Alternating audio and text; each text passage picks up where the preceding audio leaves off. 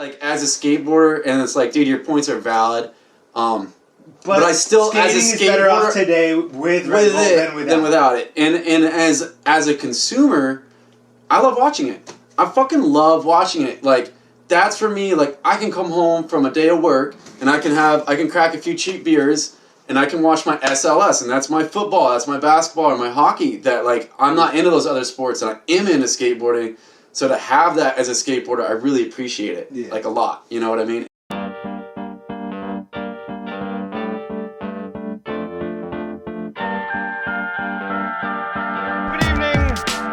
welcome.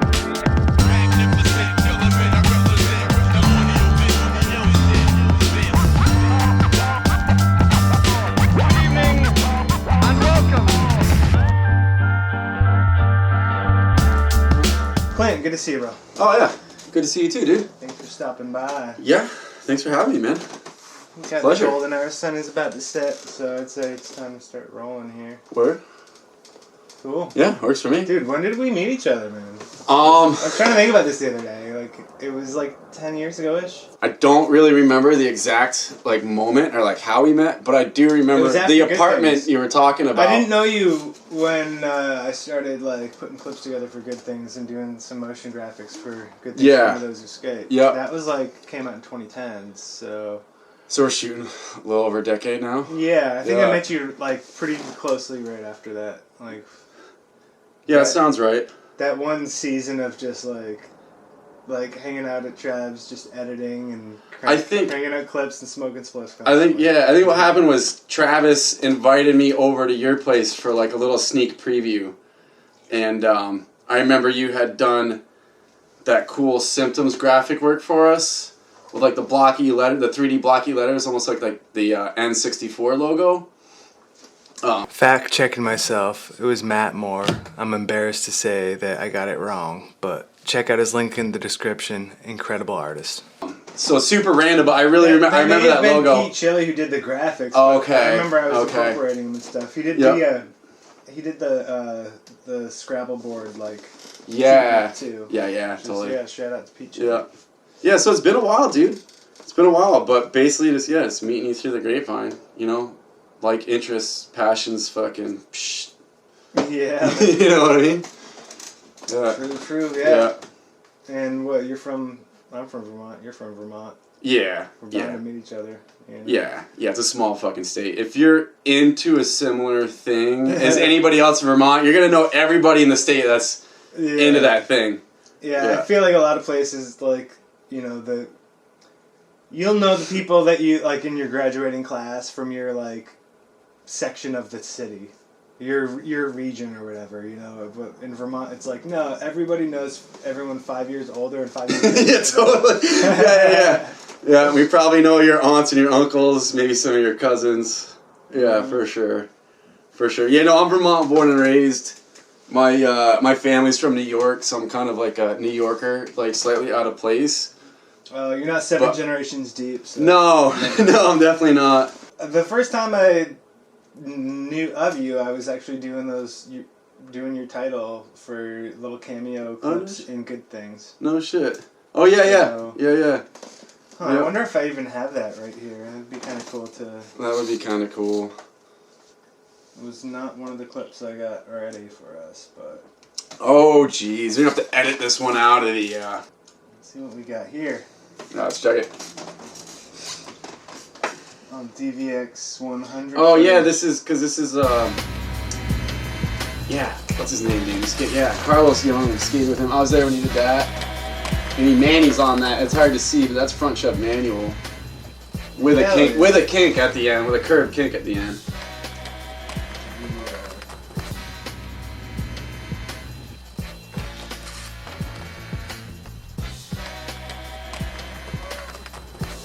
Yeah, we can talk over it, dude. Zach Gonzalez. I didn't get to meet him or Rob. I never got to skate that thing, even though I wanted to. He's fucking Trav, the man. Trav back in the day. Yeah. Someone else must have been filming it because you could tell the clip was all out of focus. Yeah. Ziegel fucking killed it. Dude, look at you. Yeah, he's my. Dude. I had to do that 5 times before Travis got the right shot. Yeah, me with Let's a... rewind that back, though. Right? Yeah. This is probably like 2008-ish. 2008-ish, 2009, 2010. Yeah, I moved out to California like 2008. So this is probably like, yeah, 2009, 2010 type stuff, you know.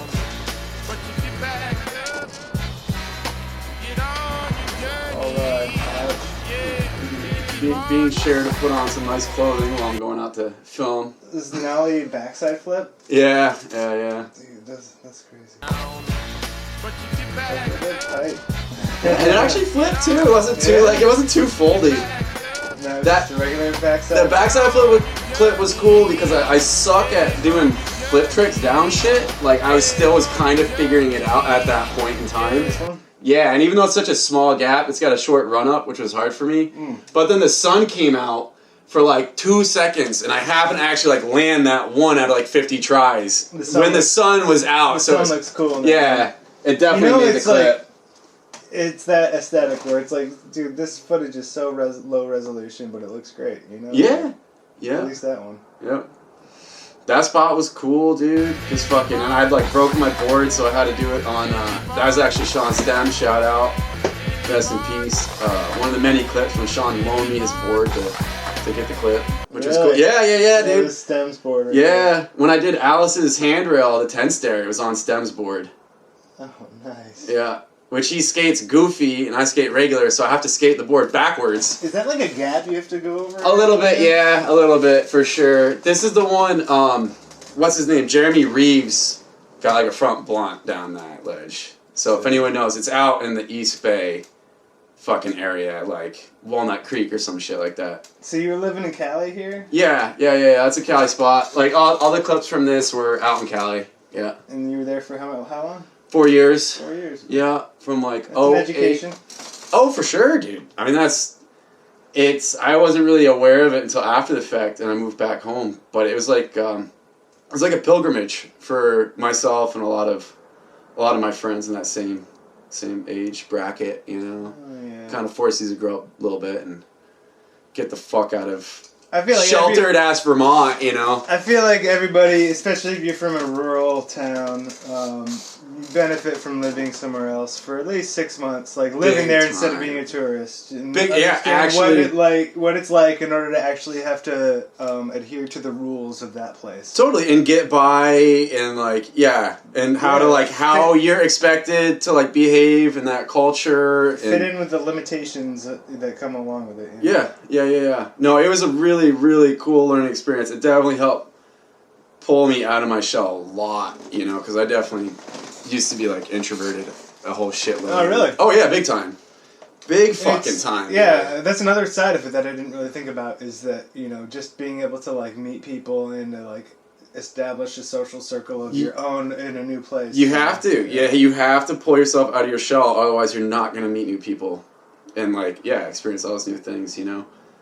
And then obviously their culture there is much more diverse than it is here in Vermont, so you have to learn how to behave around all sorts of different people, you know. And if you act out of step or out of place, like in like a smaller backwoods town, you can kind of be a joker and you'll probably get away with it. But in a larger metropolitan area, if you act like a clown, people are going to call you out on it. Yeah. Like that, you know what I mean? That's true. So you have, you can't really be a fucking...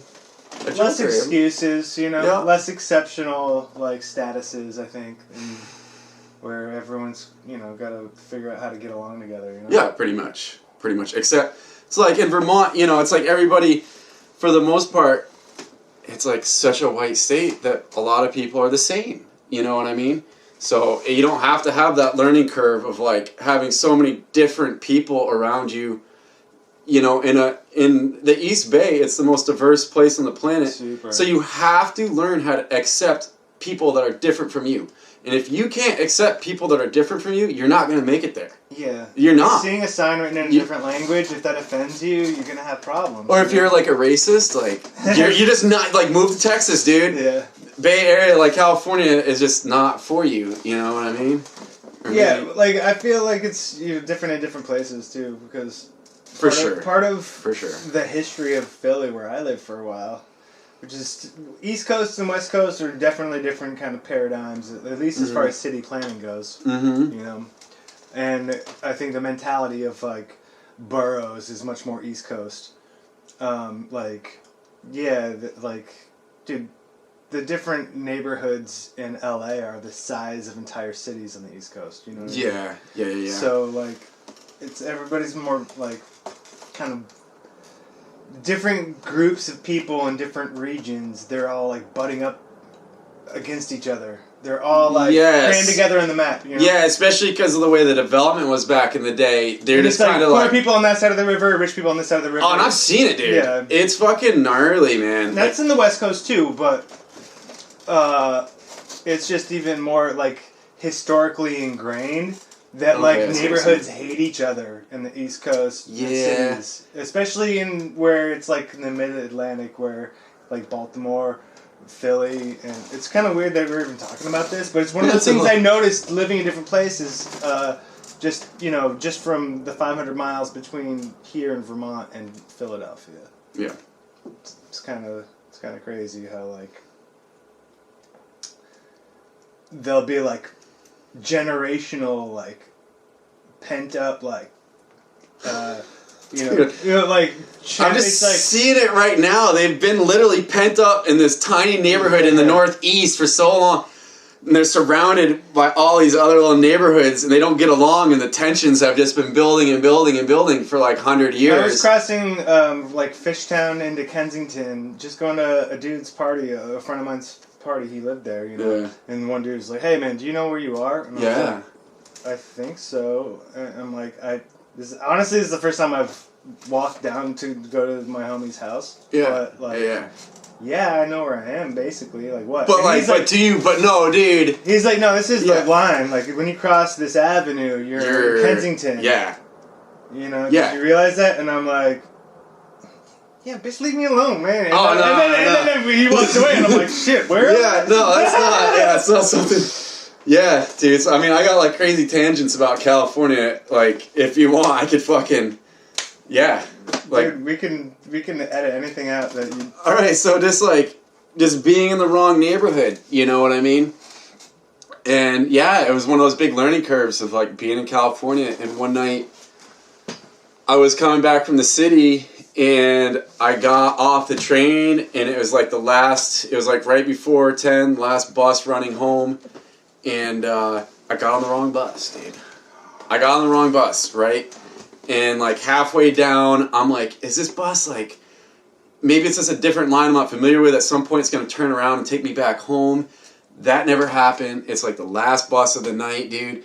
The bus is fucking emptying out of all the passengers. By the way, this is a common story for like a lot of fucking people. Yeah, dude. Yeah, 100%. So luckily, dude, I kind of lucked out. Because we're getting to the end of the line and there's another guy on the bus. And he was like a middle-aged black dude. You know, keep in mind, I'm a younger white dude from out of town. I don't look like I'm from around there. Yeah. And the bus driver looks back at both of us like, y'all got on the wrong bus, didn't you? And we're like, yeah.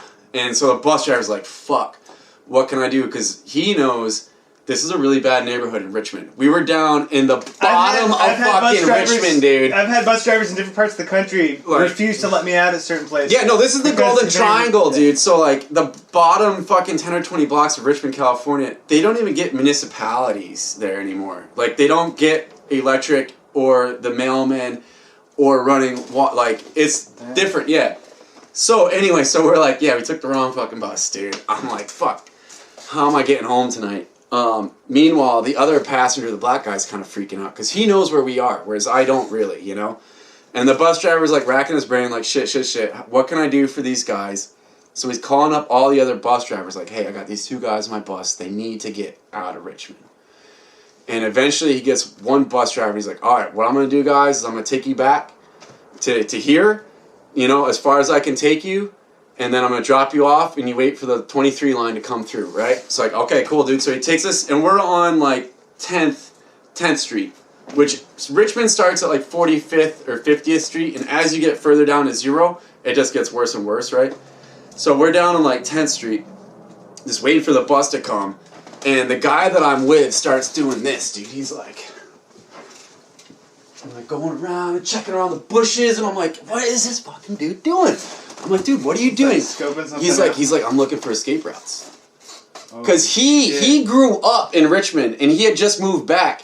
And he lived in like up in like 30th Ave, you know? But he knew where we were, and he was literally like, dude, I am looking how to fucking run away. Bro, every day here is zombie apocalypse planning, bro. Yeah. Like, you gotta figure out where you're gonna escape to. Like. Yeah, 100%. So, of course, I'm standing there, 6'3" tall white dude sticking out like a sore thumb on the corner of the street. And it's almost like your height is against you. Oh no, 100%. It's just like, hey, you're just like one peeking up over the bushes and like, yo, that fool's got a wallet with cash in it. You know what I mean? Like, which I didn't at the time because I'm poor. But like, so who rolls up? Of course, fucking like a car full of G's and an El Camino all fucking like lowered out, dude. And they're just like looking. They're giving you that fucking inner city look where you like. You don't want to look away. You don't want to make, like, direct eye contact, but you want to acknowledge and know, like, hey, I acknowledge you. I'm not scared. I'm just kind of... So I just stood there. They're, like, checking us out. Just fucking kept rolling on. Breathed a fucking sigh of deep relief. Finally, the Line 23 came through, picked us up, dude. Got us the fuck out of there. And situations like that are kind of... They cause problems because it's established that it's a dangerous neighborhood. And then you have an encounter with somebody, and it's almost like the responsible thing to do is project that danger. But you don't want to do that. You don't want to do that. But the idea is like the self-consciousness of it is what causes problems. Right. Yeah, no, 100%. Even like a guy... It's like you get that look in someone's eye where you catch like a glimpse of like fear. Dude, it's like a dog. What the fuck, man? You're afraid of me? Yeah. If someone looks at me... and they have fear in their eyes, I'm not even going to recognize it. You know what I mean? Let alone, like, how... a situation I take advantage of. You know what I mean? Whereas... Yeah, I had jury duty once in a city, and everybody that was my age and older who was in jury selection, you know, they put you up and ask questions to select through people. Every single person that was my age or older had gotten jumped and mugged, like, and that factored into their selection process. Oh, and this is in Philly? Yeah. You know, every single person, dude. Every single totally, person. dude. I mean, one of my good friends that I worked with had been jumped right in that fucking area of Richmond just walking home from his job at Radio Shack. He's like, yeah, some dudes pulled up and took my wallet. And I was lucky I didn't get punished. He's like, you know, at that point, you just give them the money. And then that way they don't have to beat you up or whatever or fucking stab you. It's like, what's the smartest way of getting out of this unideal situation? Yeah, you know? Totally. You're just walking home from work and fuck. And then you just think about that and like how to avoid the situation in the first place from then on. You know, like that's how you try to like learn from it. And if it's just like one of those things that's too random, then you don't change your behavior at all because there's nothing you can do. For a lot of people, that's where they live. And it's like for him, he's coming home from work and he's just skating home. He can't afford a car yet. You know, he's just some 18-year-old kid. You know, and yeah, if he had a car, he could drive and not get jumped on the side of the street. But he can't afford that, so he's skateboarding home. And yada yada. So a lot of folks, there's not much they can do. That's where they grow up, you know? True. It's eye-opening to live in different places and interact with people who have different backgrounds than you, though. Oh, big time, dude. And it definitely, for me, it made me more aware of those inner fears that I was projecting onto people, you know what I mean? And then, kind of just like, then you're like, what, dude? You're like, TV's conditioned me fucking to be a wacko, you know? Like, not cool, dude. People are just fucking people. It pulls you out of your shell. And, yep. Yeah. Yeah, man. And we're all victims of our environment to a certain extent. Yeah, 100%. Whether it's being sheltered because our environment's too nice or not. Yeah. So let's talking about iHomie, man. Dude, the fucking iHomie, dude. The little unexpected, just fucking Hail Mary, one last thank you, God, one more time, dude. Hell yeah. Yeah, what a blessing we are to have folks like you and Travis Card in our fold to like to be motivated and to produce something like this for us, you know? Same goes for, like, people like you, the skaters, bro. But you guys are the organized ones putting it together, whereas I'm like, I'm just going to go out and just go skating. You know what I mean? But you're like the glue that keeps all the skaters, you know. Ah, thanks. I appreciate it. Yeah. But, yeah, Clint Ayres. Rocking this shit. Hey, you know, we do what we can, dude. Alright. Shout out Dave Heybear, filmed that clip. Oh, yeah, rest in peace, Dave. Yep. So, this is in And he Plattsburgh? this is in Plattsburgh. Also, another Dave Heybear story where I wasn't even going to go meet up with those guys and skate that day. And so, basically, I live in the sticks, and my friends were going to go skate closer to me. And I was like, for once in my life, I'll be able to get a ride to go skating and not have to drive an hour out of my way to go meet up my friends, right? So I drive 5 minutes down the road from my house to meet them at the ferry, and we're going to take the ferry across the lake and go skate. I feel like you need a map of the lake in order to tell this story. So I live on the east side of the lake, and we're trying to go to the west side of the lake to go skating. And the ferry is like right by my house. Yeah. So I'm like, sweet, I can meet him at the ferry landing and fucking actually cruise my boys and get a ride back home for once. And I get to the ferry landing, I'm like, where the fuck are they? And I call them like, where are you guys? They're like, dude, we're in New York already. I'm like, what the fuck, dude? The one time I don't have to drive an hour to go skate with my friends, and they fucking bail on me. I was like, these assholes. They're like, dude, what? We thought you were cool. So I'm like, no, dude, I'm broke. I can't afford $22 to go over the ferry and back, which is the ferry fee for a vehicle. It's $22 there and back. That's like, a lot. Dude, I was broke. Like, and it's one thing to commute to work, but it's not work. Dude. It's like I won't get into it, but like I'm applying for disability right now. I haven't worked for fucking over a year, so yeah, I'm broke, dude. I don't have $22 to spend to go skating. But Dave Heybear was fucking visiting. He's like, Clint, dude, are you fucking kidding me? He's like, you're not gonna come skating over fucking like $20? He's like, dude, I'll fucking pay your ferry fee. Come skate, dude. So Dave fucking paid my ferry fee. Never take your friends and your homies for granted, because that was the last time I saw Dave, dude. And I'm so lucky to have that last session with him and to get to spend that time with him. And like, it was thanks to him being a really good G and a good friend that's like hooked it up, you know? So yeah, this clip and the blunt and the front board are all thanks to Dave. Otherwise it wouldn't happen. Yep. Yeah. So Dave is, people like Dave are the glue too, you know? Yeah. Anybody who just helps you, helps remove that resistance from you and your goals, in between you and your goals. Totally. Get you out of your house, get you doing the things you love. So, let's see what we have here. Front blunt. We got this hippie jump that was pretty amazing. New spot. Brand new spot, dude. What do you mean, new spot? Oh, the City Hall Park. It's all brand new, dude. So that's the first time I ever got a chance to skate there. Those steps are nice, actually. Yeah, those steps are really nice, dude. There's shit. I was here for this one. Winooski. Yeah. Ollie up, and kickflip out of there. Well, yeah, you know, a little quick set action.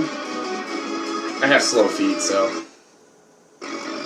It's because your legs are so long. Yeah. That's a sick rail there. That's Plattsburgh too. Yeah, that rail is dope, dude. You have to like kind of set it up so it doesn't like shimmy on you, but it's actually a really nice rail. And you got to kind of gap out to a little bit, and then the takeoff kind of slopes downward a little bit, which is never ideal, but fuck it, dude. Oh, so you kind of have to fight the downward momentum. Yeah, well, a downward slope right before you pop is going to take your pop away from you, because that front truck is going to dip down a little bit. Yeah. So you either go early, or you just muscle your way through it, and hopefully it fucking works. Right, yeah. The later you ollie, the lower, the less elevation you have as a starting point. Yep. So. Yep.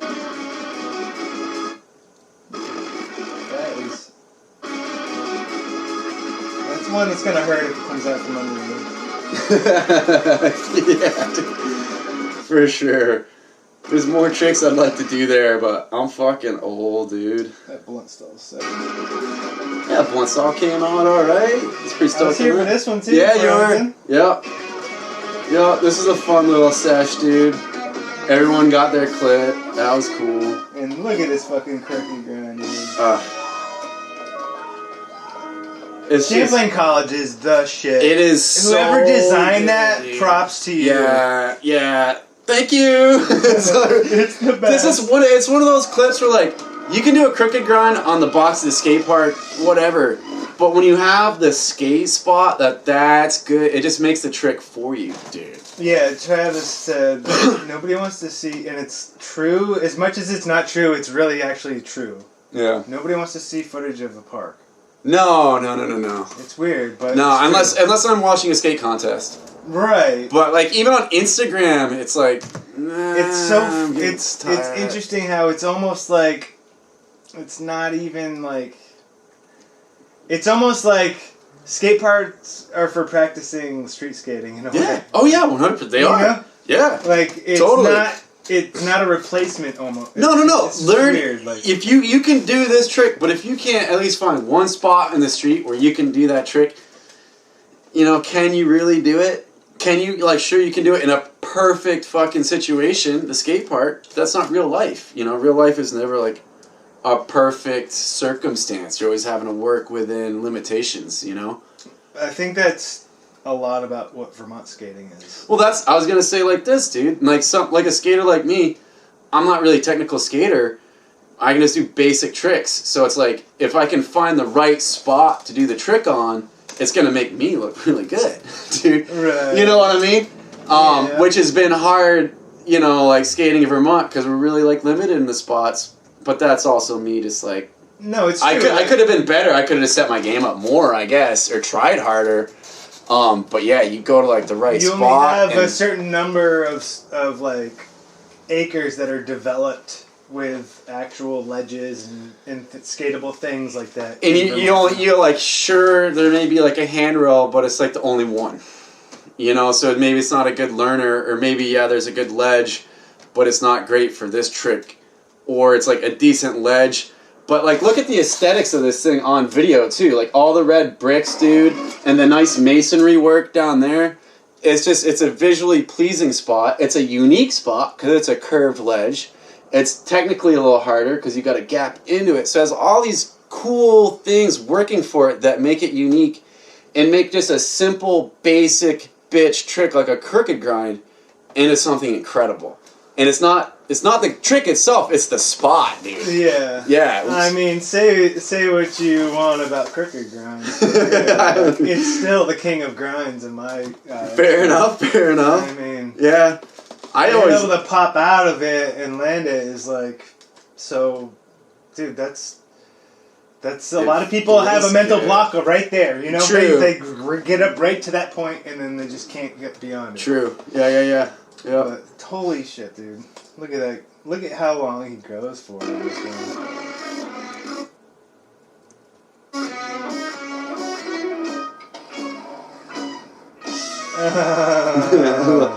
Little toe drag, no one can see that. Yeah. Yeah. Alright. Well, cool, dude. I appreciate that, man. That's some Sullivan there. Yeah, shorty. Cool, man. I remember the first time I ever skated in Burlington, I was 16. And there was like 40 kids at the fucking courthouse. And Justin Sullivan was there. He was doing switch frontside flips off. And I was 16. I was like, who is the fucking 12-year-old kid that's doing switch flip tricks off the fucking ledge? Like, it just freaked me out. And then I met him. He's like, nah, he's like, I'm like 17. I was like, oh, dude, thank you, God. This guy's older than me. Oh, holy shit. Such a relief. Justin was like the little kid, kind of like, yeah, man, I skate too, And then, like, immediately after, he was the one that everyone was trying to, like... Emulate tricks his and style. how he like, does it. Yeah. Yeah, he's the ultimate street skater, skateboarder. Like, just watching that dude do a flat ground kickflip, you're like, yeah, that was sexy. Yeah.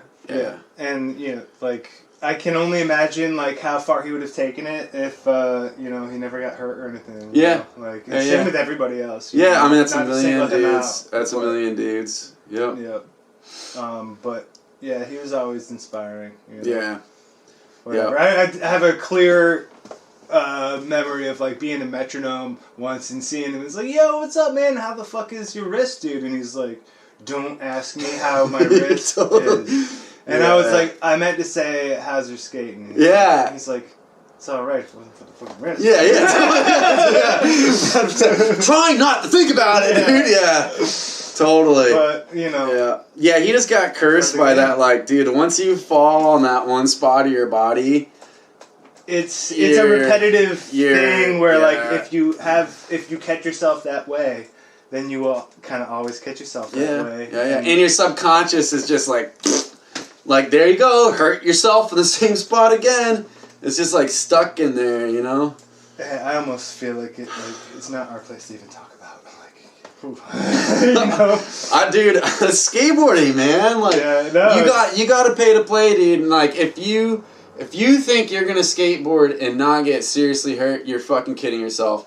And it's something that, like, I'd love to start a skate school or be like a skate coach and incorporate that more into it. It's not just the skateboarding, but it's like, how do you take care of yourself? How do you be healthy so you're less likely to be injured? When you are injured, how do you recover faster?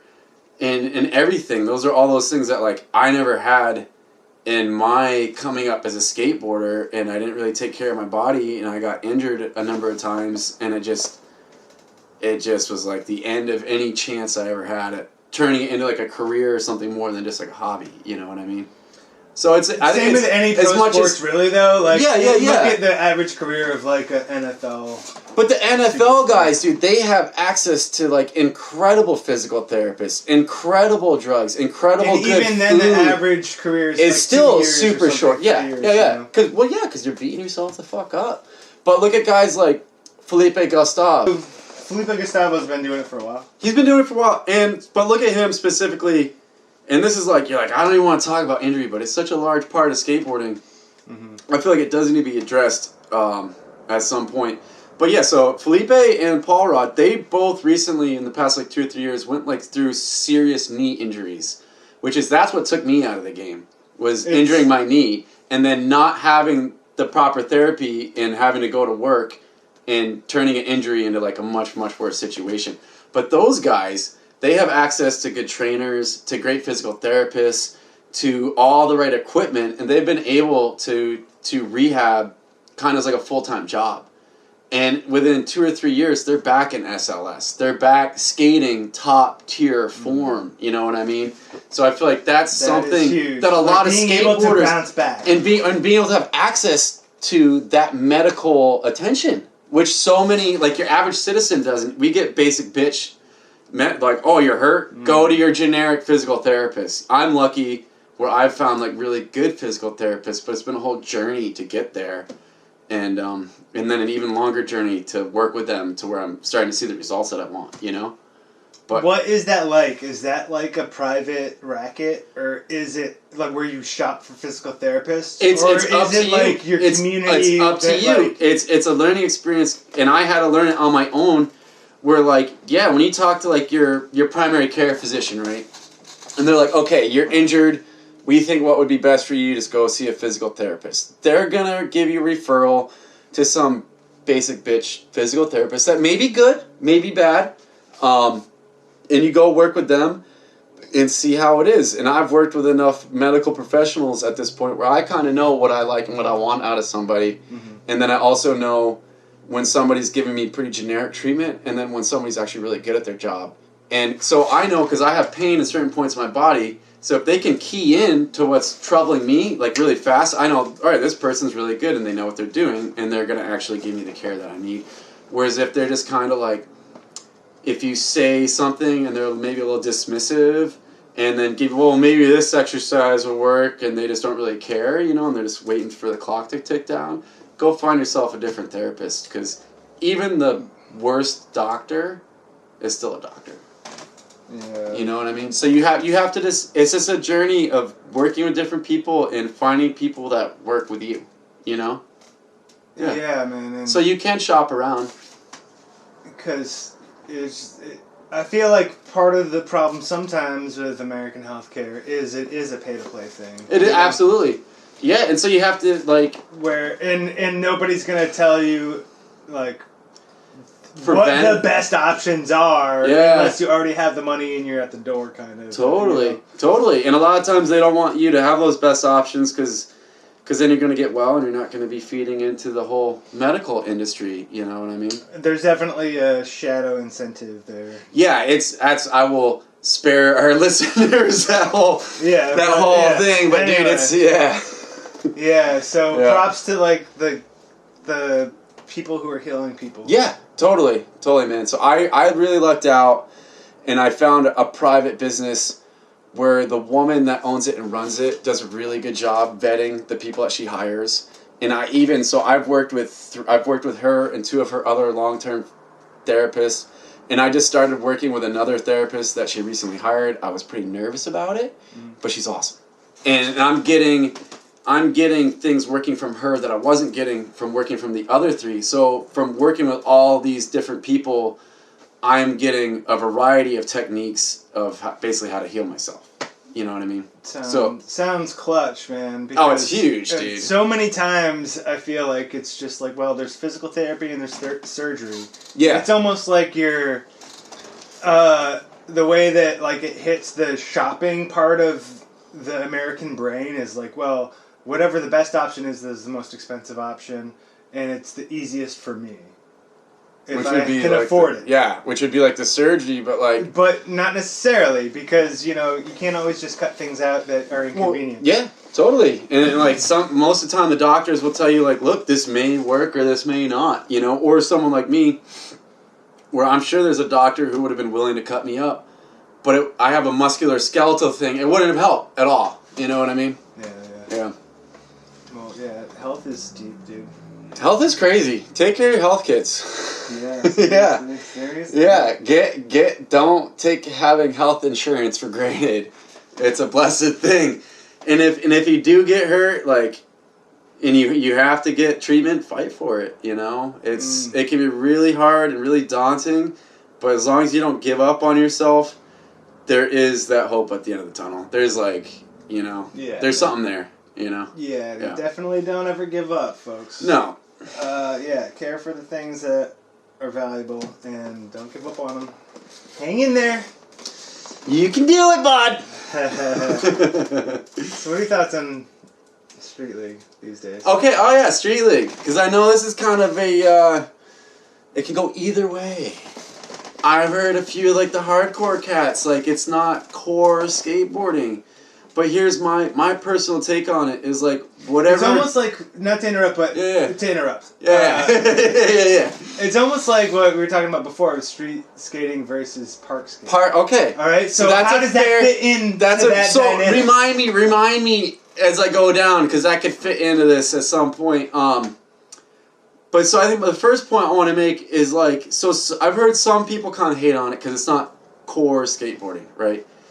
But as far as I'm concerned, being a kid from the sticks, where I don't know what core skateboarding is, I'm just a passionate skateboarder. I love skateboarding. You just want to land tricks. I want to land tricks. If anyone's skateboarding and they're fucking doing it, like, good for them. I'm all about it. Like, if someone's can't even ollie, like, good for them. And so I see Street League as being good for skateboarding. And though it may not fit in like a certain box of what some people think skateboarding should be, skating's got to grow beyond that box at some point. And it's good for skateboarding. It's good for the young guys that are coming up that are able to make a name for themselves. Like, these guys need a platform to build a career in. Anti-Hero's not going to work for everybody, guys. You know what I mean? Red Bull is a good thing in the industry as far as just providing a livelihood for certain guys that wouldn't get it otherwise. It is weird how we need these sponsors. We do, because they bring money in the industry, dude. It's just weird though how like an energy drink and energy drinks in general are basically like low grade legal pharmaceuticals. Yeah. It's junk. It's trash, dude. It's basically one step down from prescription stimulants. Yeah. And now that's what skateboarding is based on financially is kind of messed up to me. But that's like. But I appreciate them as a company that is basically paying it all forward to. And extreme sports in general. And that's a larger story of how like capitalism in itself is kind of gross. You know what I mean? It's not so much like that's not so much skateboarding. That's just like the capitalist system that But we live it's under. related to the Red Bull games and the X Games and how all that stuff kind of took off, and the sponsors that make things possible, like Street League. It's all connected, and it's the weird thing that's to me is that it has nothing to do with skateboarding. It's like this extra industry, which is almost like how if you watch cable news these days, it's all like pharmaceutical companies, like big pharma ads. You know, like it's almost like the news has partnered with another industry. The media industry has partnered with another industry. They did. And it's weird how it's weird how skating is that way too. But that's a good point. I digress though. That's definitely that's a fair point. So like that's how I feel about it. Like as a skateboarder, and it's like, dude, your points are valid. But I still, as a skateboarder, is better off today with Red Bull than without it. And as a consumer, I love watching it. I fucking love watching it. Like that's for me. Like I can come home from a day of work and I can crack a few cheap beers and I can watch my SLS, and that's my football, that's my basketball, or my hockey. That like I'm not into those other sports, and I am into skateboarding. So to have that as a skateboarder, I really appreciate it, like a lot. You know what I mean? And I like. Dude, it's fucking intense, dude. Those guys are out there, they're giving it their all, like putting their shit on the line, and to see, like, it's a powerful thing when it really all comes together, and you can just it's incredible. Totally. You know? It's no complaints. I just think it's weird that Red Bull is skateboarding's daddy. Fair enough. Yeah. And it's so for like the street, like what you're saying, it's park skating, so it's not street skating, it's not like real skateboarding. Right, it's like a park set up a street course as a park that is a street course. Right. So yeah, you'll like, people like my older sister that don't skateboard, right? And they're like, yeah, it's incredible, you see the videos and you see what they can do, but you don't see that they just tried it like 50 times, right? And you're like, yeah, that's what skateboarding is. And though it's still park skating, the level of skating these guys are doing is so incredible that it's like, yeah, they're not doing it in the street where the spot is raw and it's hard, it makes them fight for it. They're doing it at a perfect spot, but they're doing these god level tricks like almost every try. So when people like my sister that don't skate go, oh yeah, they just tried it 50 times, you're like, well, no, these guys actually, like, they have it so dialed in that they can do these incredibly high-level tricks that would be like enders or something in a video. They can do it in the middle of a fucking run. Yeah, and to defend the park side of park nature side of it, you need consistency when you're on a competition that's at that high level. And it'd be one thing. Consistency. It'd be, if you had the same stone ledge, granite ledge that everybody was grinding, as long as it's consistent, but you can't move that shit around on tour. Right. And it'd be one thing if these guys at SLS and Best Trick, if they're landing their tricks 1 every 10 tries, it'd be like, oh, okay, but they're not. Yeah, the shit they're skating is so perfect, and it's curated for them, but they're not doing it in 5 or 10 tries. They're doing it 1 or 2 tries consistently, like god level, top tier tricks. And I guess what I was saying is it helps. The consistency of the course, of the how every single ledge grinds, how all of the rails slide, it's got to be consistent. Yes. That's what I mean by, like, that helps, the consistency of the course helps the consistency of the overall competition. Oh, absolutely. So that they can increase the consistency of the shots with the cameras. Totally. Yeah. So it's all connected, and they do a good job. They do a great job, and that's interesting the courses. To hear different people's opinions. And the courses look fun. It's a type of shit that, like, I never got to skate, man, and like I would just love to skate those like perfect ledges where I could be an old man and not have to try hard, and it just slides and does the shit for you, Yeah, man. And put some of this on as we're talking about it. Yeah. These are the. Yeah, and they're like, we're talking about. So like watching this guy this year, Lucas Rebello, dude, coming up from Brazil, and now he's gone from a guy I didn't know his name to like, yeah, now I know his name, I know him, I'll see him in the ads, I'm sure I'll see him around. So he's because of SLS, he's got this place in American consumers' minds now. where he can have a career, you know, because of this shit. He's got fans, dude. Yep. Like that's how you get fans is you kill shit on TV. You know what I mean? Like, yeah, totally. You're gonna get fans. Yeah. Yep. You can go skate at the skate park, your local park, all you want every day, and you might get like 1 or 2. Yeah. Yeah. Pretty insane. Let's see. Is this Nija?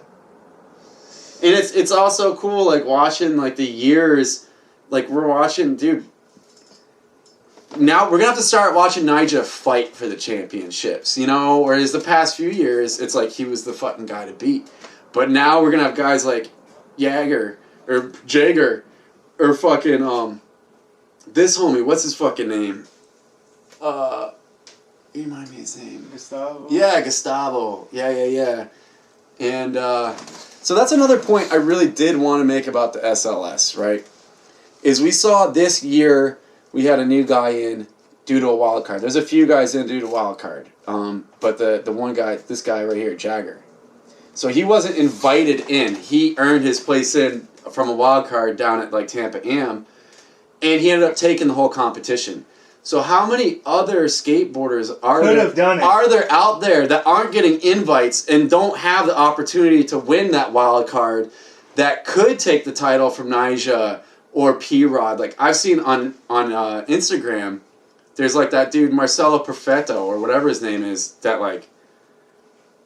Yeah, so that's one thing I don't really like about it is that it is almost like a closed community in the larger skateboarding community. You know what I mean? Where they always say, like, these are, like, the best skateboarders from around the world, the top of the top. Well, you know, the ones who got a chance. But they're the ones that got a chance. And then the second another guy comes in to get a fucking chance, he takes the whole thing. So how many guys are there out there that are actually... it's like guitar players. Shout out to Tampa Am for providing that, like... Step up to give people chances. 100%, like, dude. And, like, so many people have got to start. And so that's one thing... Another thing I don't fully like about SLS, and like P-Rod even said it, is like it's like the Super Bowl for skateboarding, right? Yeah. But in my eyes, the Super Bowl for skateboarding is still Tampa Am and Tampa Pro. Mm-hmm. They've been around for longer. They are the core.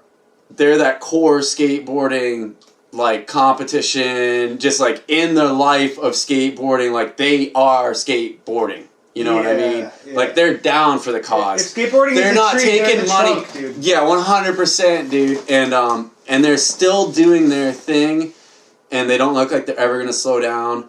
And so I have a lot of respect for Tampa, just the whole skate park of Tampa, what they do for skateboarding.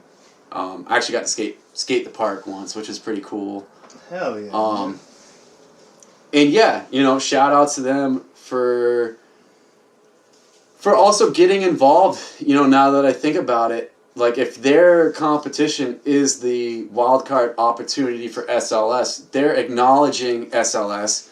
SLS is acknowledging them, and it sounds like they're maybe starting to work together, which would be great. I think that's just, like, it's only going to be good for skateboarding's future. Yeah, you know? I mean, I think that the more that there are separate things that people start, and then they, like, collaborate with each other and, like, have... kind of like access points is a weird way of saying it. So that they can crossover. Yeah, cross-collaborate, basically, like share information and skaters. And, or share opportunity for skaters. Yeah. You know? Yep. But yeah, look at that lineup, man.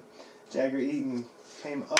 Fucking America, baby. Hell. We know this guy would have been doing better, but he got sick, so... Yeah. You had a little handicap against him that day. Well, you know, we were just talking about Tampa Am and how they provide opportunities for skaters, and basically it's like an influx of talent into the skate industry, you know? Yeah, 100%, dude. Look at dudes like, again, Felipe Gustavo, fucking won Tampa Am, and everybody, or Cody McIntyre, you know? And, like, oh yeah, dude's name is on the board now, you know? Yeah. And it's like that story of, like, you know, like, my family, like, saved up and sold a car and bought me a plane ticket to Tampa, like... Literally, that's, what, like, Felipe's family did. Mm-hmm. Yeah, which is awesome, dude. So rad to fucking see parents and families supporting such a Yeah, we can mute this, I guess. But yeah, they had a good time, man. It's good to see. I'd still love to get down there one of these years, dude. It'd be so rad, man. But holy cow, man! And then this dude, Aoki, look at this! Look at this winning run. I know, dude. Back to fucking switch, dude. Come on. Switch, big heel, board slide. Look at this shit. Yeah, and so like Dude, I've never yes. seen it back to switch, dude. Like ever. I've never seen any. Even it kind of over rotates on the rail. You know, so it'd be like super easy to go back to regs, but he's like, nah, dude. So that's board control.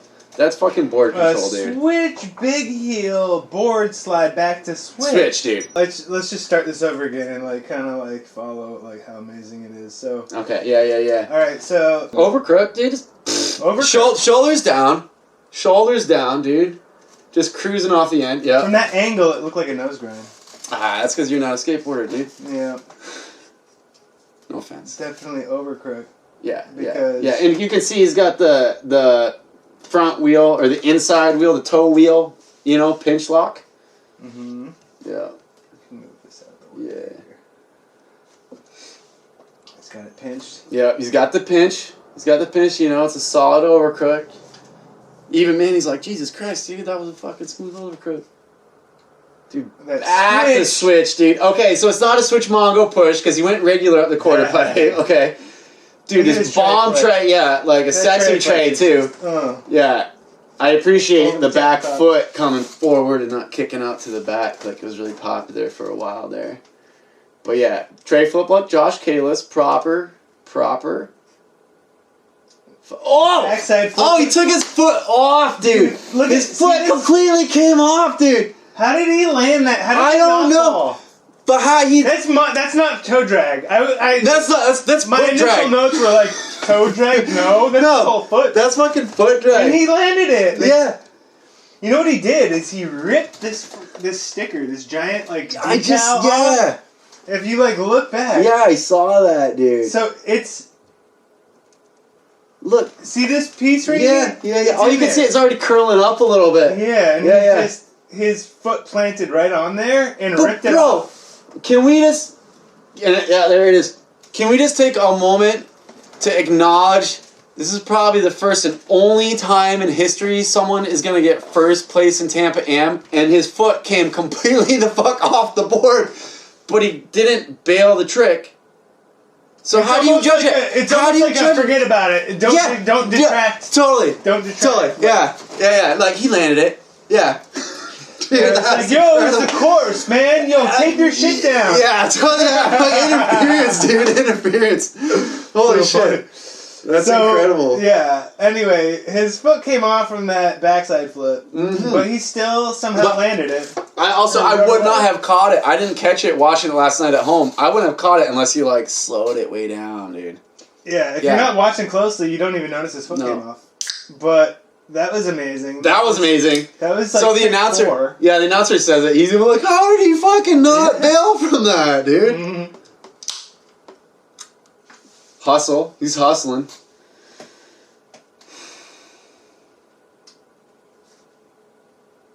Yeah. Nice little feeble. Yeah, feeble. And dude, then immediately dude, another crooked. And the nollie heel out is so clean, dude. Like a lot of times, dudes will do nollie heel out, and then they kind of have to like pivot it to go straight. But his lands is like perfectly fucking straight. Just he did that so good, so clean. True, dude. Yeah. It's almost like you have to look closely in order to see that because it's behind. It's behind. But you'll see. It looks like a kickflip, sort of, but his... No, it's right there. That's And the spot. a lot of dudes... That heel is sick. A lot of dudes, when they catch it or land it, they'll go on the back truck, and then they'll pivot the front around. You know what I mean? Where they kind of like slap the back down and then pivot around, but he nollie heel flips out perfectly straight. Right. Like if you watch Gustav, not Gustav, but Ribeiro. Gustavo. Fuck, I'm getting the names all mixed up, dude. I do this all the time. But yeah, Gustavo. When he does his crooked grind nollie flip out, you'll see him do it where he nollie flips out, catches it, and then he pivots the front back straight. Instead of catching it straight. Exactly. When you catch it straight, it means that like you had extra time to get it perfect. Or you just did it extra perfect. You do it extra perfect. Yeah. Like, when you have that much control, it seems like you have extra time in order. You don't have to rush things. You just wait for it to float into the right place. Yeah. You know? Like, Yeah. Yep.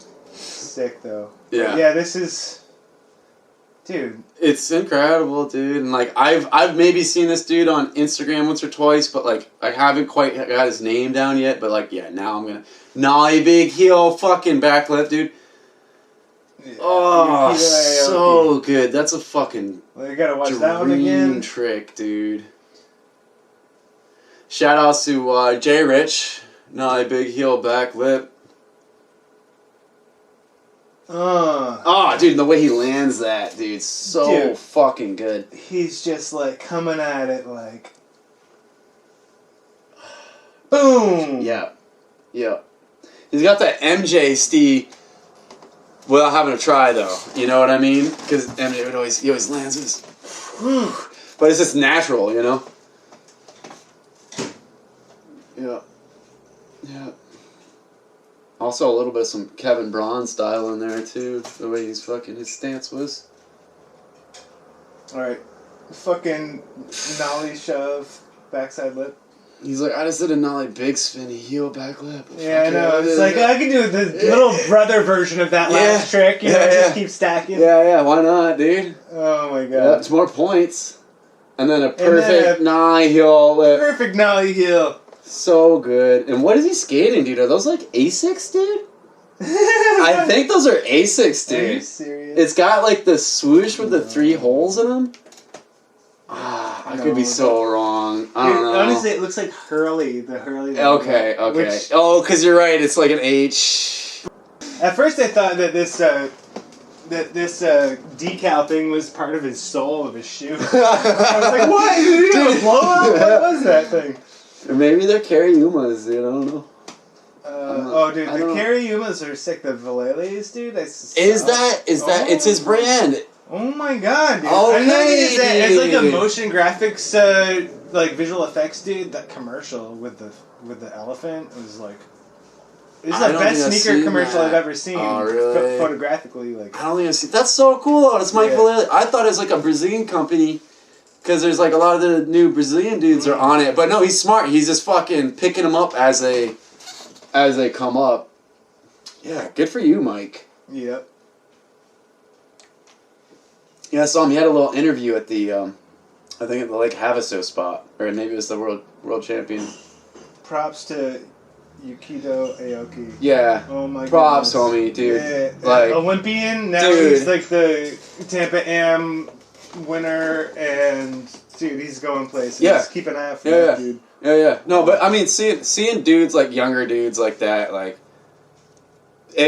sometimes it makes me tear up a little bit. You know what I mean? Like, yeah, look at all these dudes. Like, dude, like, yes, yes. Some of these kids are like 10 years old, and they're just like, yo.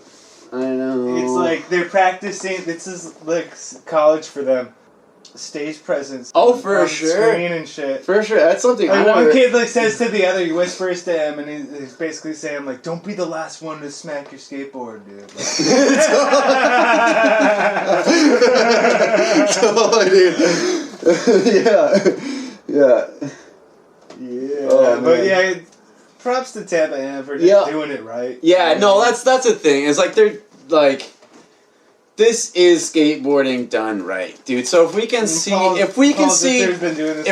a proper merger of like the real skateboarding heart merging with like skateboard industry, like slowly over time, like let's not rush it, you know, let's do it right.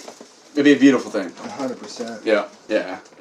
Wait. It's John. How do they spell it? John Carlos is one word. JHANCARLOS. Jesus, dude. Yeah. So, yeah, Richard Cherry's, maybe his second to last run, I think, was just fire, too. It was like... Okay. Cool. Sick, dude. Cool. He's the dude fucking with the mustache, yeah. The Mario. Yep. It's me, Mario. And, dude, you know what we should probably talk about is, like, little Jinwoo. Yeah. Ginwoo. He's the kid I was talking about earlier doing the 720 kickflip. Okay. Just like, oh, no. 11-year-old kid, dude. No. Ginwoo. I might be mixing him up. Is he the kid that's doing the big spin flip, fucking front blunt, big spin flip out? Or is it the same kid? Does he have rail skills and fucking transition skills? I don't know yet. He does. I think the main criticism of Ginwoo is he hasn't like grown into skating enough to be able to float with the tricks. Mm-hmm. Like he's small and he's got a small board and it's like quick flips to like, you know, quick in, quick out. Yeah. And it's, I think that's the main like thing that he didn't have that other skaters like Yukito Aoki did, where it's just like that almost a relaxed control with those technical. Like, yeah. Just give him some time. Yeah, just give him a little time because he's a little he was kid. the youngest one and he was first for like the first like third of the seriously? competition. He was like he was just like getting all these tricks in. That's enough. I feel like it's like your brain almost works better before you hit adolescence. You know what I mean? Mm-hmm. Well, as far as like the learning and the adapting part of things, and you know, it's almost like young kids have the ability to adapt for the worse or for the better. Mm-hmm. And once your conditioning is set in stone, then that's what adulthood is. It's stone. Adulthood is stone. Yeah. You know? Yeah. I mean, I spend a lot of my adulthood stoned, but what are you trying to say, Sean? Alright, I set myself up there. You know what I mean, though. It's like... Do they say... the growing process when you're a kid is basically the development into setting the way you're going to be. So that's why... It's important to practice things correctly. Yeah. You know, like, and not necessarily like a counterpoint, but kind of like a counterpoint is they say a wise person spends their adulthood unlearning all the fallacies of their youth. Right. It's like you have to refine how you're conditioning yourself. Pretty much. You have to uncondition yourself, and then as an adult, you can choose how you want to be conditioned, but a lot of people don't get there. A lot of people aren't really like self-aware enough to do that, or they're not even really aware that that's like you can do that. You have to be aware of your bad habits before you can get over them. Basically, yeah. Yeah, that's true. But a lot of people, they don't want to acknowledge their bad habits because then they're not a perfect person. It would be much easier to just get everyone to believe that you don't have bad habits. I mean, that's what a lot of people try to do. Or I don't know if it's easier, but it'd be much more ideal because you wouldn't have to like make sacrifices. yeah, that's what a lot of people like to have their cake and eat it too. But yeah, it's not the way the world works, unfortunately. I like your hat, dude. Tell me about it. Oh yeah, so this hat right here, I appreciate that. It does reel in a decent amount of compliments, which never hurts. So this is actually this is my sister. It's art by Anna Ayres. Really? Your sister did that? This is my sister, dude. And it's literally like a skate photo that she ripped off of Facebook, like off my Facebook page. And so this is me skating like the Denver Park, like that big fat hip that Dustin Dolan fucking got the mad. Dude. Yeah. Point your forehead right into that lens. Get close. Get real close. Stand up. So yeah, just so all the folks at home can see this. Let me just pull some focus here real quick. Cool. Mm-hmm. Yeah, it's sick. Your sister did that. Yeah, so my sister did this. She's down in St. Petersburg now, but she's making a name for herself in the art community down there. And her painting's incredible, man. And she's been doing a lot of murals. She's starting to like paint entire buildings. Florida, St. Petersburg? Florida, yep. Or people will have they'll have like their backyard pool with a fence, and she'll paint the whole fence, dude. And it's just incredible what it does for the living space or for like a small business. Like the last one she's doing is like this little gray shack, Does she work all around the country or just Florida? Mostly, I mean, I'm sure she'd be willing to if someone wants to, She got a website? Like what's she does, she's got a website. It's Art by Anna Ayres, and that's AYRES. You can check out all her originals. Normally her stuff is more just kind of like landscapes, and floral arrangements. But something I really like about her artwork is that it's very warm and inviting and vibrant, and it's very genuine. I feel like a lot of artwork that's tailored to be fine art can be a little cold and unnurturing. You know what it reminds me of, man? Your hat? Yeah. It reminds me of the kind of art from like the old school Teenage Mutant Ninja Turtles. Yeah.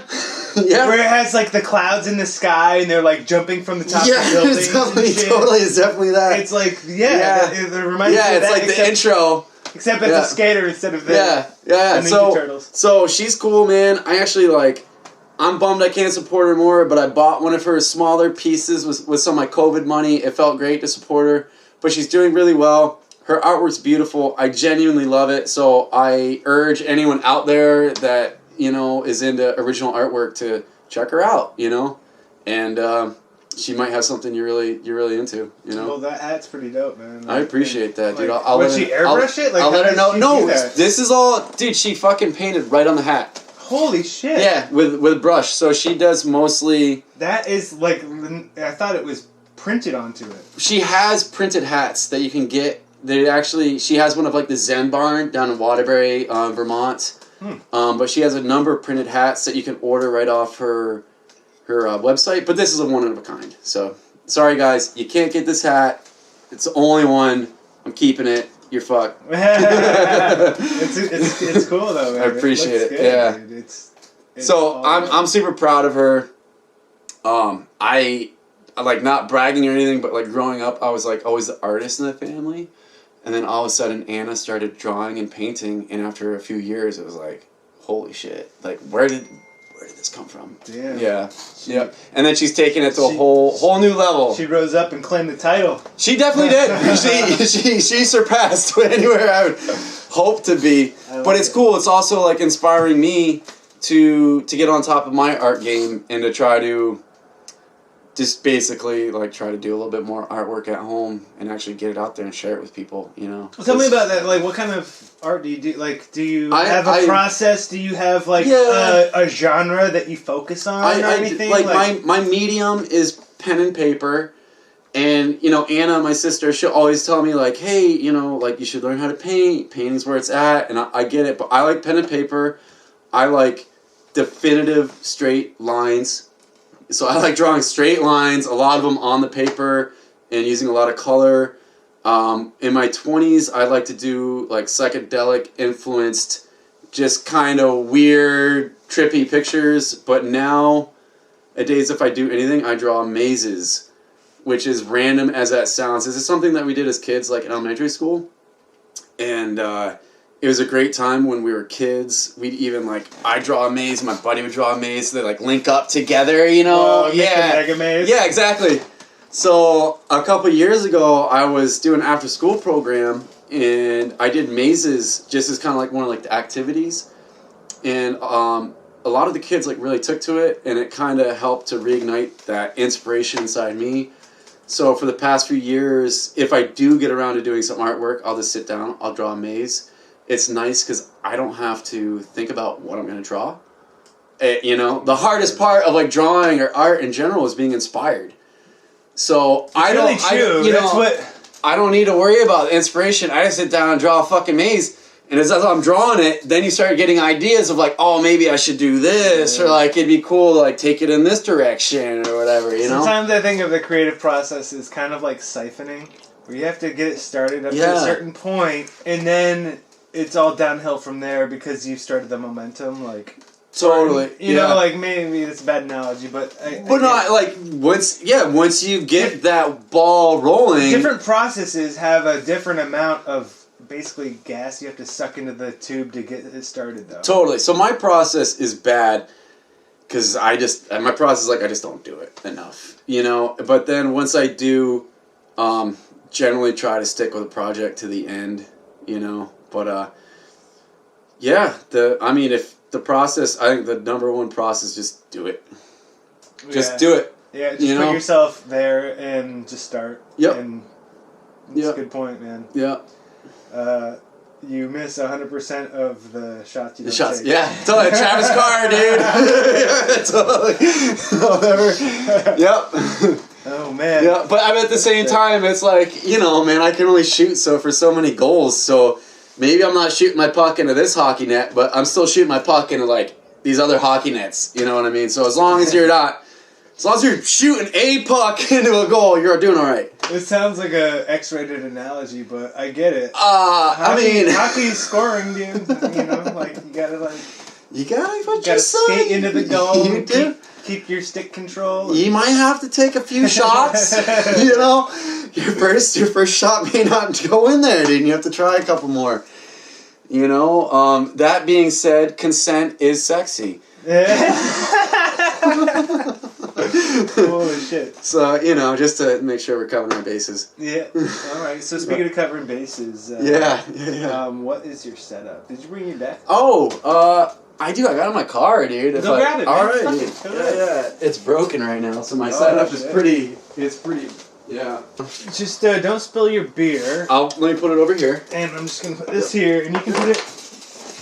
Okay. Boom. Yeah. Dude, that's a setup. Yeah. What is that, like a 9-inch? This is her. That is so badass, dude. Yeah, so not only like is the deck amazing, which I'll tell you more about the company, but like the graphic is actually hella cool. Something I've liked about this company is all the graphics have been like really cool. This is the only one that was really cartoony like this. All the other graphics were very different, but all that art is really very sick, cool. though. Yeah. Do you know who the artist is? I don't, dude. It's probably on the front of the board, man. What model is it? Do you know? Like here. So what can you tell us about this? So it's 8.5. I skate 8.5s. If I get 8.6, it's like perfect. This is a 22 board co. So I found them online on Instagram. They're out of Texas. I can't find them retail anywhere, especially out here. You know, it's a smaller board company, so I had to order them directly from the guy on Instagram. But they're essentially the only skateboards that I can ride because I have a heavy foot and I'm a heavy dude. Like, I step through skateboards. I step through them, and I can't afford $60 for a fucking board. I'll break them like that. Really? Yeah, dude. So these Did boards, you do like taekwondo when you were younger? No. I just have a heavy get your practice foot. No, I got a heavy foot, dude. So, and it cost me a lot of money being younger, like, because I've been 6'3", 180 pounds since I was like 16, you know? I had a friend that every time he would kick flip his deck down a 3-setter at larger, he would just break the board. I mean, I've broken full price decks in 30 minutes on flat ground tricks, dude. And I had to go back and buy a new one as a kid, earning $8.75 if you're lucky at your job. So, and there's $120 out of your pocket, you know? Just, yeah, so anyway. So it's 22 board company. It's hard to land on bolts, man.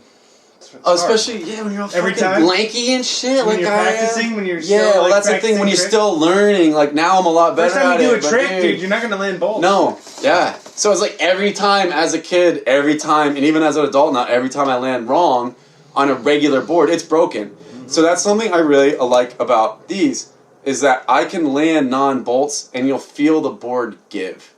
They're actually incredibly strong without compromising any pop or any board. They flex. Like, yeah, they'll actually, like a normal board, they're so brittle and frail, you just step right through them. Whereas if I land off the bolts, like, this thing will give. And if anything, maybe you crack a ply. This one I did eventually break because I landed on it wrong too many times. But these decks generally will last me 3 to 4 months right now because I'm not skating a lot. Damn. If I was skating a lot, they'd probably last like 3 to 4 weeks. Whereas a regular deck, if I was skating a lot, is going to be done in a week, if not that first day. Say that company again? This is 22 Board Co. They're out of Texas. They're legit. 22 Board Co. They're the only fucking boards I like. Before these, I was skating the P2s, but they're more expensive because they're stronger. Yeah. And they're more expensive and they're hard to find. So it's hard. Like, that's another thing. The shape of these boards. The P2s were kind of like, sort of like the Everslick sort of kind of. They're like a little stronger, and they were stronger. They were better. But the board shape of these is perfect. It's that medium concave. It's not flat like a girl or a chocolate board, but it's also not super concave like an Element or an Alien Workshop. Is it their middle ply that is different here? It might be. Because it doesn't look like it's even wood. It almost looks like it's like this. It could black be kind of wood rubber hybrid thing. Like, I don't know. I mean, it's if it is, the skateboard feels like a normal skateboard. It feels like a normal. It's 7-ply like a normal skateboard, but there's something about that middle layer that looks different and it feels different. Yeah. That's So cool. I like these, dude. Those are my boards. I'm out of them right now, which bums me out because I don't have the money to order any. So I'm not. Shout out if anybody wants to sponsor Clint. He needs 22 Boardco boards. Hell yeah. Maybe 22 Boardco. Dude, I promise I'll do some tricks.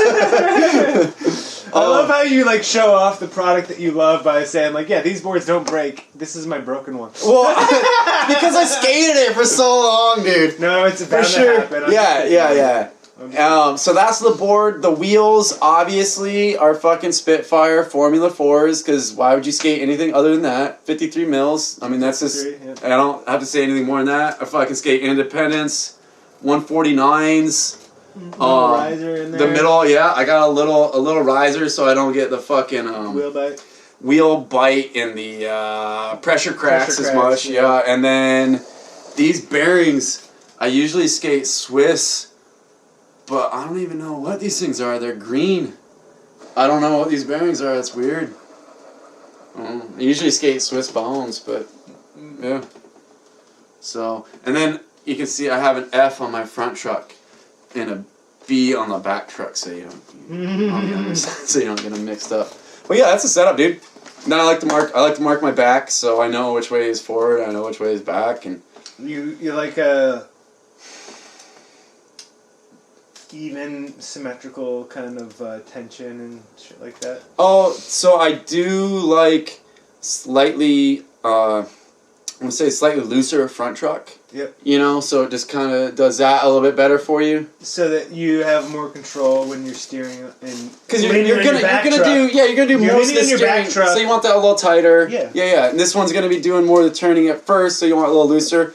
Other than that, like back in the day, people used to step on my board and be like, "God damn, you have loose trucks." But nowadays, it's totally different. Yeah. Kids are skating trucks with like half a fucking bushing in there or whatever. You know what I mean? So their trucks like wiggling. So in the 90s, I skated loose ass trucks, but in 2020, they're pretty middle of the road, you know? Yeah. Because you haven't really changed that much. No, I haven't changed, dude. I still skate the same thing since I was a kid. Like I said, I did have a good friend, shout out to Jeff Huslander out in Colorado, and who had a little cameo as well in Family Tree, part of the skate community out here.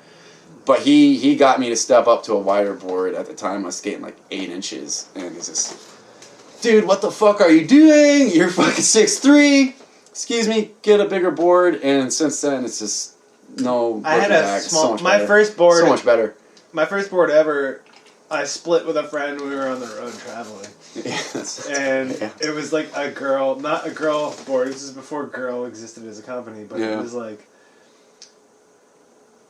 it was a Zoo York, and it was made for like literal females. Like it was like a kid's board or a girl board. Right. You know? It was smaller. It was like 7.5.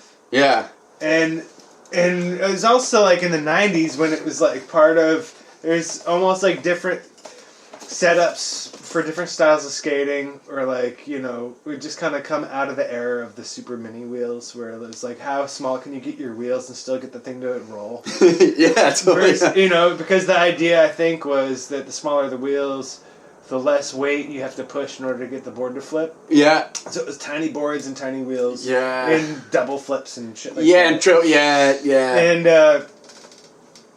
anyway, like, it's just kind of funny to like think back at like, the first board I ever got, it was like, well, you want to learn how to kickflip, right? So like, you need a small, skinny board. Yeah. Like, let's go as small as possible. Oh, yeah. And then I was like, dude, that was just a matter of like catching and landing on it at the right rotation. You know?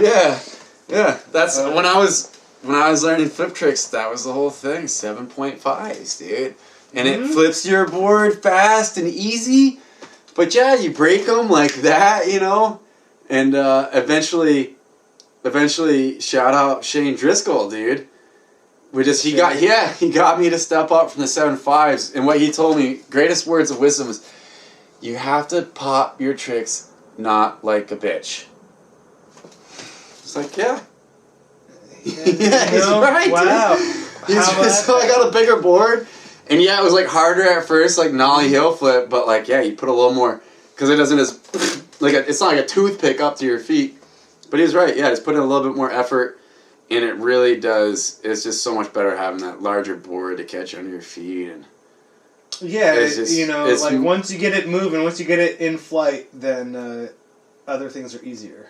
100%, 100%. And then going to the 8.5, and like, I was just barely kind of learning how to do flip tricks down shit at the time too, like my mid-20s. But yeah, an 8.5, and you do a trick and you catch it, and you're like, oh wow, like there's actually something underneath me. Yeah, it's crazy. It feels like you're coming together with another physical object, and it's like you feel the catch and release, and like the, when you're connecting to it and when you're not connecting to it more. You have this whole. It's like landing on a fucking boat as opposed to like landing on a toothpick. You know, yeah, you really feel it under you, and you're like, yeah, there's something underneath me. It's kind of nice. Yeah. So that was pretty cool, man. Switching up. But yeah, we used to skate. We used to skate small shit, dude. Just how it was. Styles and tastes and aesthetics and approaches and, perspectives, they all change. Yeah. And evolve. And that's one of the cool things about skating, too, is like, it's quicker than, like you ever see old footage of like football games way back in like the day, like 30s or 40s, when they had leather helmets, weird shit, like straps and shit. And it's like, whoa, this sport has evolved throughout the years based on what companies are manufacturing the actual tools to do the sport, and tastes and all that shit too, and even medical developments sometimes like change how sports are done, like big time, dude. But it's cool how skating is one of those things where in one generation it's like evolved to 3 different like aesthetics. It's like multiple times instead of just one arc. Yeah, for sure. Everything's a little accelerated right now. Yeah, I guess so. I also think that it's a little bit like settling down, and then the different styles of skating are being named. Like, yeah, there was always freestyle skating before, but like now it's like, no, what kind of board do you have? Do you have like a symmetrical board, or do you have one that's got like a square tail for like, vert skating and shit like that? Like, it's different, Yep. It used to be like there was a skateboard, and you do everything with a skateboard, whether it's ramp skating or, and then it was like, no, let's make street boards. Let's make, and like, I feel like now everything's found its place. Totally, dude. I mean, that's what I was going to say to your point earlier in the 90s. After the whole small wheels phenomena, it was like skateboarding in and of itself was just discovering itself. After that whole like obsession with like small wheels and everything has to be this one way, and once skateboarding was able to kind of like get beyond that phase, now we're in like the self-discovery phase, or we were back then, and now things have kind of found themselves a little bit more. Yeah, like you have... So where people like feel confident in like what kind of skating I'm doing today and what board do I grab. Exactly. This is my board for bombing hills. This is my board for handrails. This is my board for ledge tricks. This is my board for transition, or this is my board for vert and pools, Yeah, or this is my board just for filming and kicking around town, Yeah, that's a huge one. Yeah. That's a huge one that is always like overlooked, I think. Unless you listen back to your footage and you're like, what is that noise? Unless you're like the filmer. I need filming wheels because what's that noise? Yeah. Or I need something that's going to like turn good for me, or is like nice and wide so I can stay on it and not fucking have my toe slip off and fall on my face when I'm trying to film this line. Hey, sorry, dude. Can you do that again? Yeah. That was the shit that like always impressed me with like the firing line footage, like where it's just like super close follow. of skaters doing these like gnarly lines, and like any split second, like everything could go sideways. Oh yeah. And, Or you like, I'll show. Was it Chris Grayson? I'll show. Dude, just like following Tony Hawk, like doing like backside 5-0s and shit while he's like. No, tell you, dude. I'll show skate footage to someone like my dad that doesn't skate, and he's like, they're like, the skateboarding's incredible, but what I really want to like know more about is the camera guys, like bombing down fucking hills in San Francisco. Yeah. And not only are you bombing the hill, not only are you getting the skater, but you're actually getting a good shot the whole time. Like, holy shit, it's dude. It's tough. Yeah. That's like, a whole nother level. Getting a good shot as a camera guy, like, it's tough. Yeah. It's not always easy. And like, skating is definitely not a next easy. level. That's something I was really appreciating about this last SLS is how good the camera work has gotten, dude. And just doing that little bit of camera work with you and knowing like how they're like, they're just following the shot, zooming in, zooming out, knowing just like, boom, perfectly, Yeah, it's really, really impressive. Yeah, man, I hope to work with you more in the future, too. I think you got a good talent with a tripod, You just like, even skating, even, what was it, like that iHomie clip at Winooski, like I just had the wrong lens. I showed up with the wrong lens for the kind of shooting I was doing. Mm-hmm. And you were just like, yeah, bro, you always want to get more headroom. You're basically giving me like framing advice based on the trick you're doing. Like you just have like a intrinsic understanding of what makes a good shot. And appreciate that, dude. Especially when it comes to the subject matter, because framing up a person with a camera in a shot is different than framing up a person anticipating what they're going to do next. Yeah. And that was something I started to key into filming the blues show of just being able to anticipate like the musician's next move, which I don't think I really nailed it that night, but you can follow movements. Yeah. Yep. Real good. Cool. Yeah, and it's like it's cool when you can just give someone minimal instruction about, just follow it, Tell me. At that point, like, you can just get it. At that point, you're either gonna have an artistic eye or you're just not. You know what I mean? Like you either intrinsically understand the rule of thirds and like just general framing and what's gonna look good to an eyeball. Filming different things too, though. Yeah, it's different because if you have 3 cameras, then you don't want to try to get the best shot. Of the whole thing. Out of all of the possibilities, you're always trying to change to whatever the best shot is because, part of it's like directing and communicating and just like, these other cameras have these shots, so don't worry about those. Totally. Just focus on the one that those are missing. Totally. And then, and then your efforts can be like that much more like cashed in on or whatever. Yep. Like, taken advantage of or appreciate whatever. That's a good point. But yeah, that was really cool, man. Just getting to do a little bit of that camera work and hopefully I get to get out there more and learn more skills. Yeah, we'll be doing it. We'll see. It's kind of that lull time where it's like everyone's got to take a break for Christmas, but we'll see. I mean, that makes sense. Everyone's busy right now anyway. Yeah. My old man's asking me, so you got plans for the week? Like, what are you talking about, dude? Just I don't know. It's like, well, it's Thanksgiving, and fucking Christ, already. Thanksgiving, already, dude. Oh my God, dude. Like 2 or 3 days. Like, all right, what are we gonna do? We got a plan.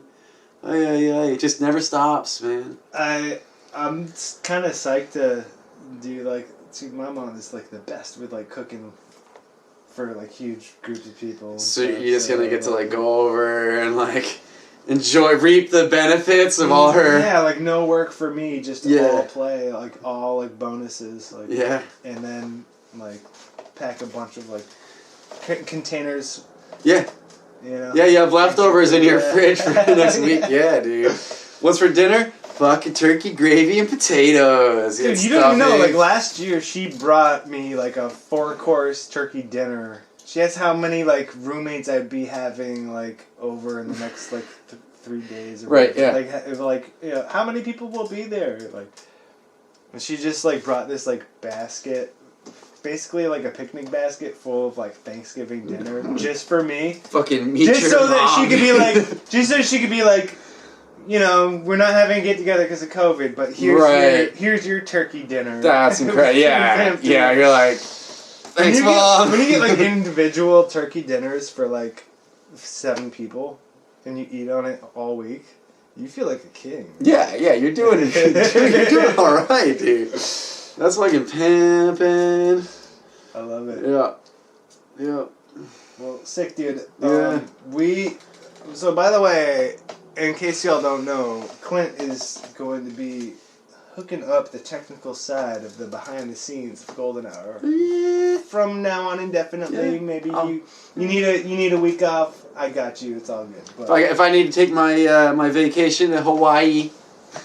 You pay for it yourself, but I'm not going to argue with you. I thought that was on you guys. I thought, come on, dude. I can be the guy in the back, fucking Clint. What are you doing? Oh yeah, sorry guys. No, I got it. I was paying attention.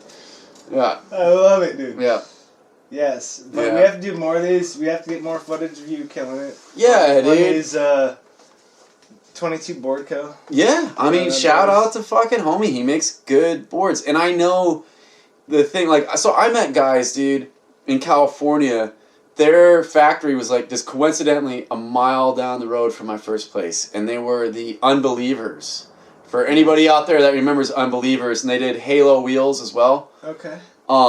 So they had, I want to say Pontus Alv skated for them. They had a few pros on the team, but anyway, their boards, way back in the day, were like these. Like, I could skate them and not break them. Super strong, super fucking strong. So they told me, I met the old man, and he's like, yeah, all the trade shows, the way they test skateboard decks is by strapping 300-pound weights to them and putting them in a vacuum chamber, and they drop them 10 feet. Really? Yeah. So every other deck in the industry will go 1 to 3 drops before it cracks or breaks completely, whereas their decks would go 10 to 12 drops before they would crack or They're break testing completely. to a different standard, basically. Well, they're like because the majority testing, different standard. Well, and the majority of like the shit, at least back then, that was coming over was all crappy maple from China. That is absolute fucking garbage because maple trees from China are just not that good, whereas maple trees from Canada are very good. Like the fibers in the wood is different; it grows differently. It's a different. But they can climate. ship over tons of fucking cheap decks from China that cost $2 a pop, and the kids buying them will spend the money and they don't fucking know. Meanwhile, a guy like me that's heavier footed, I can't skate those cheap pieces of crap. I need a good skateboard. So the Unbelievers decks would cost the guys about $11 a piece to manufacture, whereas the stuff coming over from China, which every other skate company uses, cost $2 a piece to manufacture. So they eventually had to close their doors and just couldn't stay in business. And that's the way. That's capitalism for you, bud. The cheap, whatever the cheap. Still get through. Mm-hmm. Thank you guys, everyone at home, everyone that stayed with us after this long 4-beer rant. So into else the metaphysical. Anyone you want to share that before we go? Dude. No pressure. I know there's too many. Everybody, my creator, my mom, my dad, Your sis? my sister Anna, my sister Amanda, dude, fucking Sean Stem, Dave Heybear, everybody, Travis Card, Sean Mesha, everybody that gave me a hard time in life made me who I am today. Thank you. Yeah. Sick. Uh-huh.